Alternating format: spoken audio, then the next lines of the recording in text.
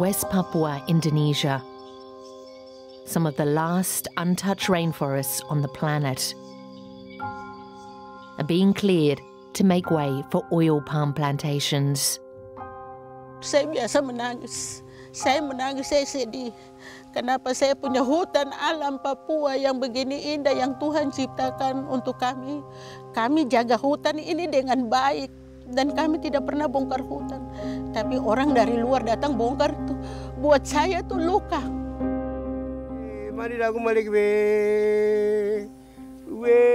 Indigenous tribes paid less than $10 a hectare for their ancestral lands.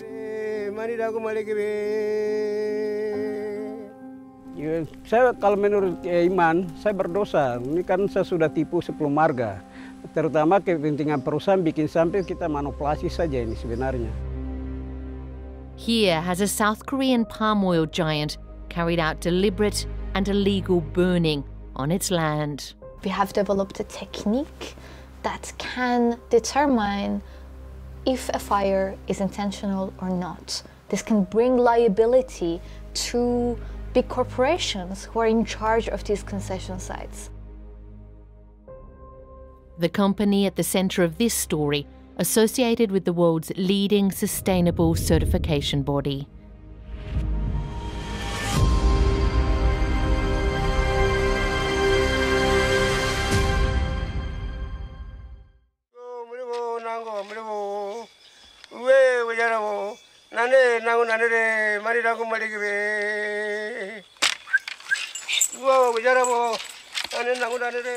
The forests of West Papua are some of the most biodiverse in the world,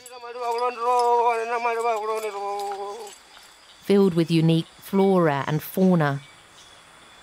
These rainforests, sacred and essential to the hundreds of indigenous tribes who call them home. Mandobo tribal elder Petrus Kinggo explains how the sago palms that grow wild in these forests are a staple food for his community. Sagu ini minimarket saya.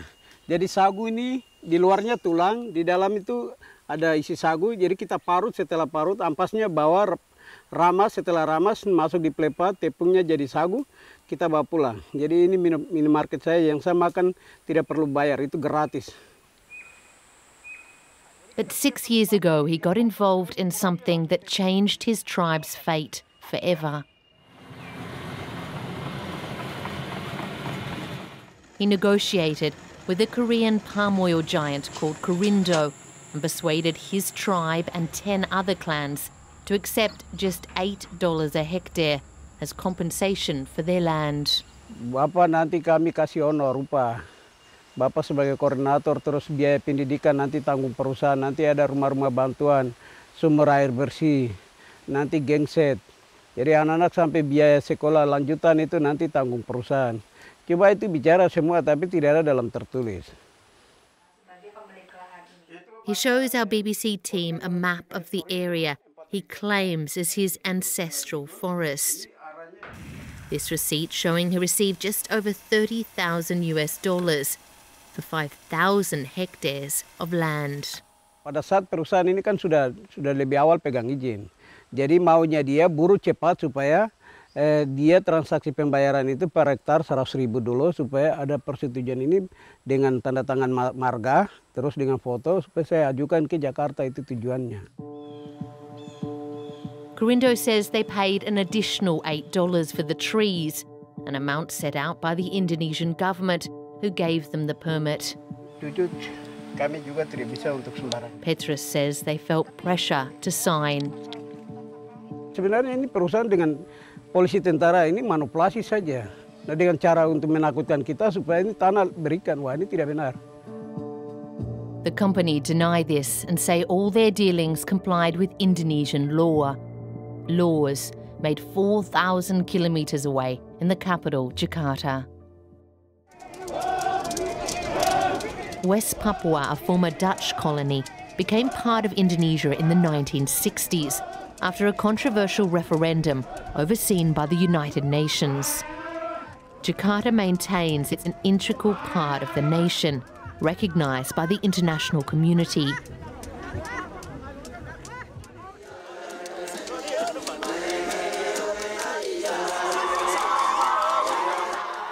But a low-level separatist movement has been waged here ever since.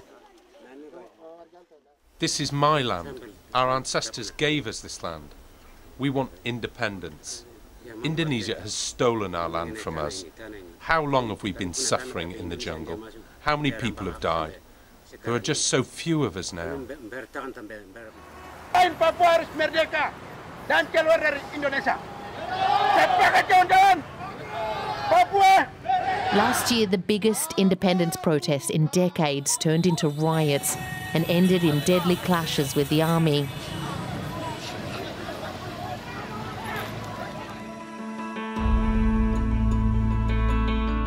Control over the region's vast natural resources, gold, copper and the forests, are one of the key flashpoints. Despite its rich resources, it's amongst the poorest regions in Indonesia. Jakarta has vowed to change that, pumping money in, building infrastructure and opening up the region to investors. Korean palm oil giant Kaize has benefited greatly.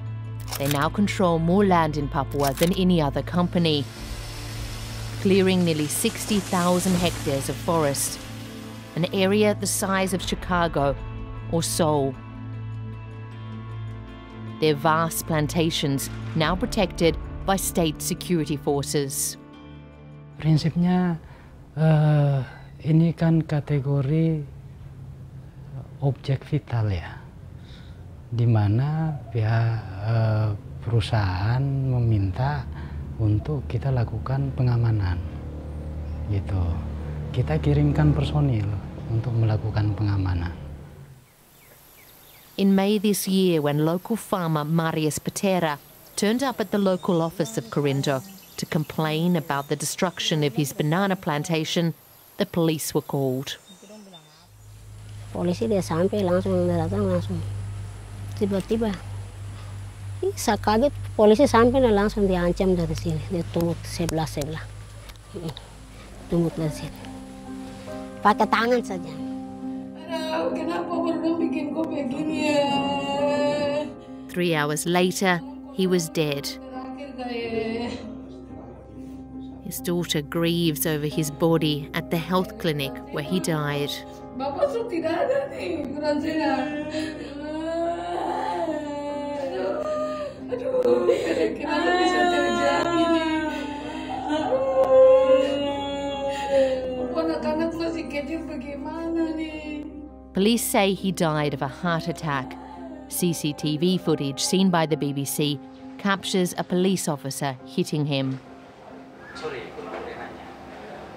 Pada saat mau diamankan, beliau sempat ada penolakan.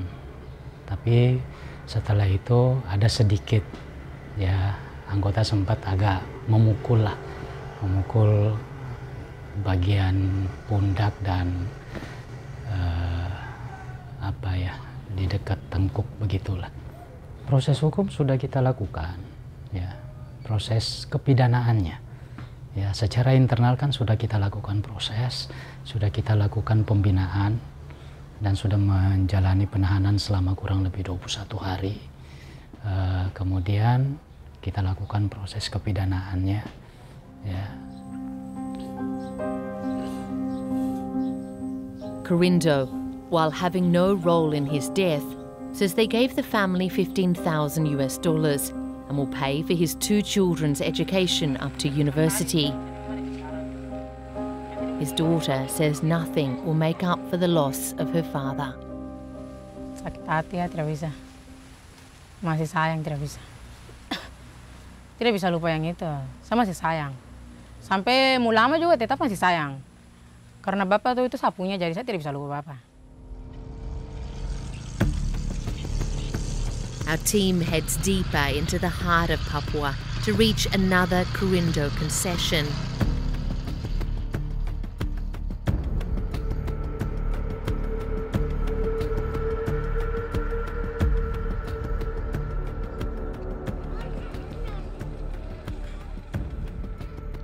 Here too, our team found palm oil development has bitterly divided tribes and families. Perusahaan bongkar kita punya hutan ribuan hektar, tapi apa yang kita dapat? Kita hidup dalam penderitaan.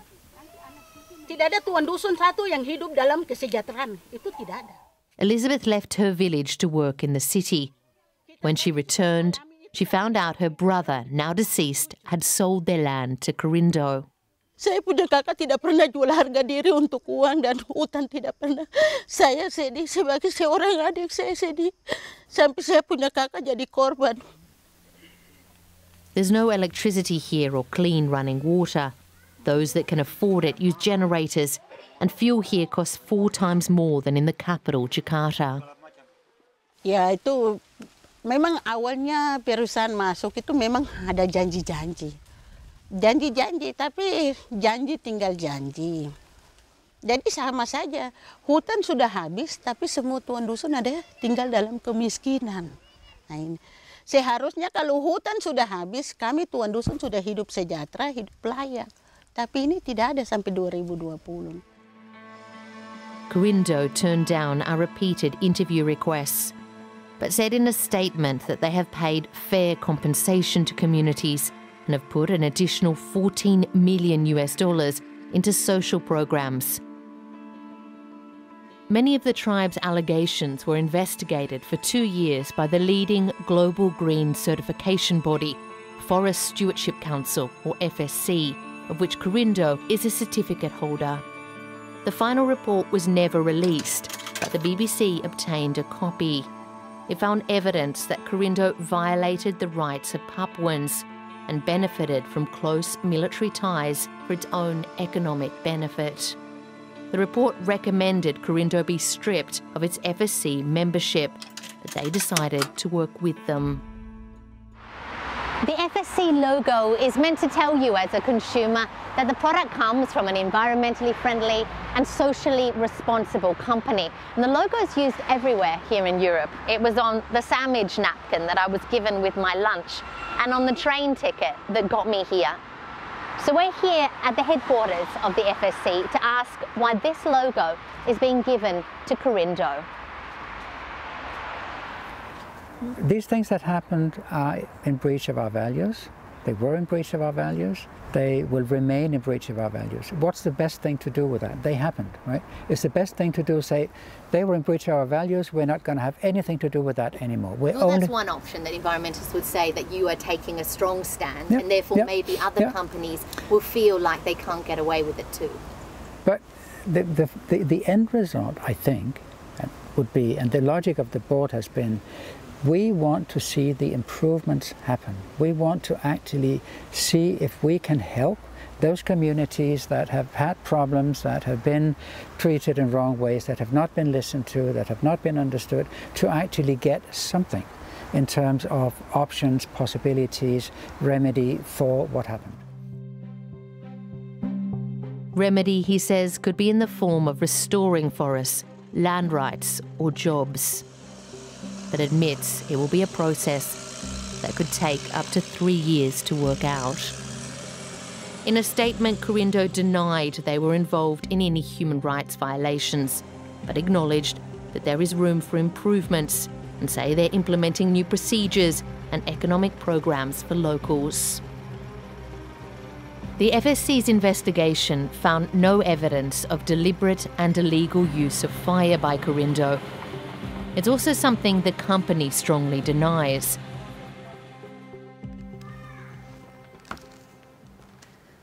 But researchers from the group Forensic Architecture, based at Goldsmith University, have been testing this claim. We had images and video footages that were showing fire and the smoke coming out of it, and it wasn't clear whether they were intentional or not. That was the question. And with that, we started our research. This footage, taken from a plane by Greenpeace Indonesia in May 2013, shows stacks of timber burning. Using clues in the image, they located it in satellite images inside a Kaize concession called PT Dongeng Prabawa. They then went back to 2011, when this area was all forest, and used a technique that detects patterns of land clearing from satellite images. The blue, thick vegetation. Red shows cleared earth. So when I play this month-by-month analysis, you will see that the pattern and the direction of clearing is land clearing is very clear. It's moving from the central top area very clearly towards the east. Next, they added in the heat sources that are picked up by NASA's satellites, hotspot data, and they put the two together of the same period of time. The patterns, the direction, and the speed with which fires were set matched perfectly with the direction, the pattern, and the speed with which land clearing had occurred in these concession sites. That is evidence that the fires were set intentionally. If the fires were set from outside the concession sites, or due to weather conditions, they would have moved with a different directionality. They would be diffused, they would be going up and down and south and west. But in the cases that we were looking at, there was a very clear directionality. Kaize says there were many natural fires in the area, especially in 2015, due to an extreme and long dry season, and insists that all the land clearing was carried out with heavy machinery, and that the fires found in their concessions were started by villagers to hunt giant wild rats hiding under stacks of wood. But people living near this concession told our BBC team a different story.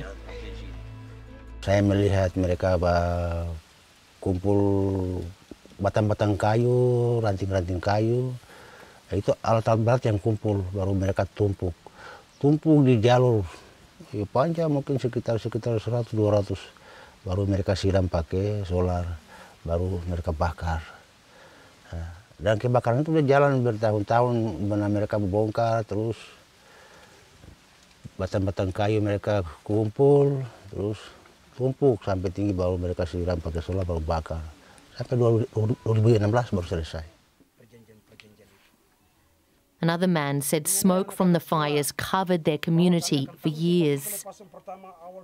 Weh, ibu tertutup ini. Kalau pembongkaran itu, sisa-sisa kayu yang dibakar itu, yang tidak dipakai kan dibakar. Tertutup ini dunia ini. Ini penuh asap ini, apalagi kalau sudah sore begini ibu. Itu lain lagi, sudah gelap.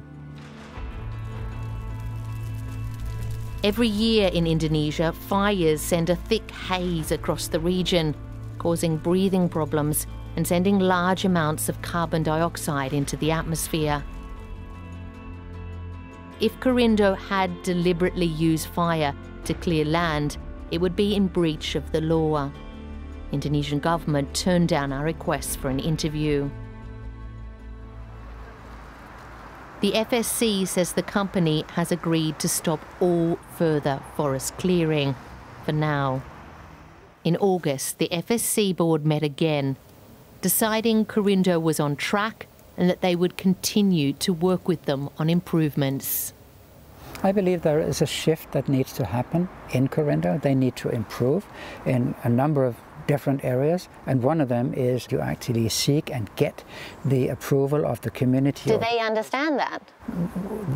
Why would we ask for training of all their staff this year to happen if we thought they understood that? We don't think they understand it. We think it's a new concept to them. Isn't it too late for that? Isn't this just about putting a rubber stamp on something that's already happened? We are taking the bet, you can say, that what we are doing is the best chance for the people and the forest to get in a better situation faster than any other track we could have taken.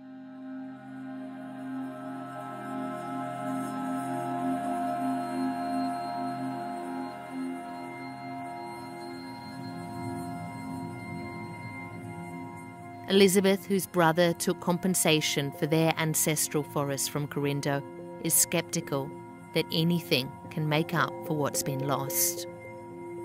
Saya selalu jalan dari divisi 1 sampai divisi 15. Saya selalu menangis. Saya bertanya di mana saya punya tete nenek moyang leluhur ini tinggal di mana. Kalau hutan saya sudah dibongkar habis. Itu yang saya alami dalam saya punya hidup. Others have decided to go work for the oil palm company, hoping to build a new future there. Saya ingin mau bekerja di perusahaan sambil cari uang kuliah. Mungkin tahun depan 2023 mungkin saya bisa kuliah. Saya sedih itu kalau besok ini kita mau kemana. Kalau hutan ini kalau sudah dibongkar semua. Jadi satu jalan sekolah saja. Saya langsung mulai pikiran di situ sudah. Satu jalan saya masuk sekolah saja. Karena itu orang tua sudah tidak hitung. Sudah, saya tinggal saja. Ikut-ikut perusahaan.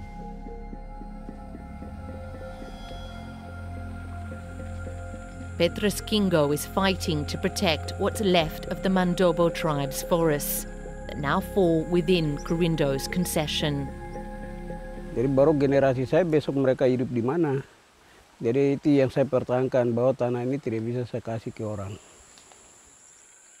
He carries a heavy burden. Ya, saya kalau menurut iman, saya berdosa. Ini kan saya sudah tipu 10 marga. Seharusnya kita duduk dulu kesepakatan maunya masyarakat memberikan tanah itu pertama. Memberikan kepada perusahaan atau tidak. Saya sudah rasa bersalah di situ. Ini sudah tipu.